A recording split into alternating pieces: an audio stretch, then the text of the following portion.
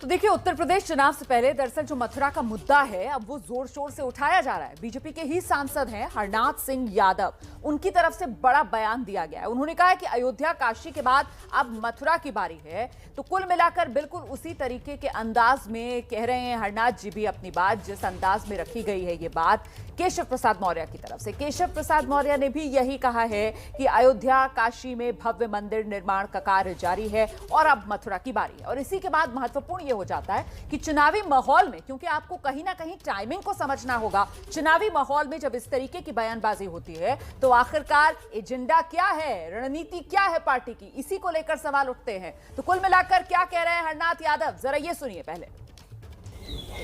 इस वक्त मेरे साथ मौजूद हैं बीजेपी सांसद हरनाथ सिंह यादव। हरनाथ जी, अयोध्या काशी में मंदिर निर्माण जारी है, अब मथुरा की बारी है, ये कहना है केशव प्रसाद मौर्य जी का। क्या आप लोग अब मथुरा की बात करने लगे हैं अयोध्या और काशी के बाद में? देखिए, बात करने की बात नहीं है। भगवान शंकर, भगवान राम, भगवान कृष्ण इस देश की धरती के कण कण में समाये हुए हैं और इन तीनों शक्तियों को अलग करके हिंदुस्तान की, भारत की कल्पना नहीं की जा सकती। इस देश की जो संस्कृति है, इस देश का जो चित्र है, चरित्र है, चाल है, वो भगवान राम और भगवान कृष्ण के चित्र, चरित्र, चाल से जुड़ा हुआ है।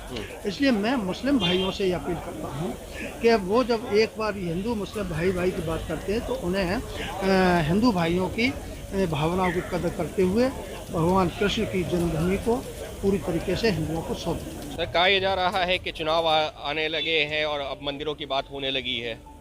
नहीं, भगवान राम कृष्ण ये और चुनाव से इनसे क्या मतलब है? ये तो पुरानी मांग है। हिंदू चाहते हैं कि जिस स्थान पर भगवान कृष्ण का जन्म हुआ था उस पर मस्जिद खड़ी हुई है, तो आज से सैकड़ों साल से इसकी मांग हो रही है। तो इसलिए ये कहना, चुनाव से जोड़ना और ये किसी प्रकार से उचित नहीं है।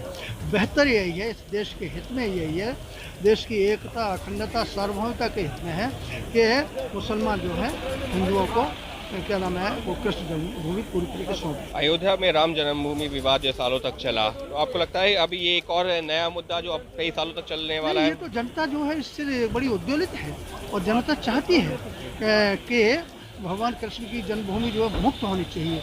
और एक दिन वो जरूर आएगा जिस दिन जो है भगवान कृष्ण का जो जन्मगृह है वो पूरी तरीके से स्वतंत्र होगा और कब्जा मुक्त।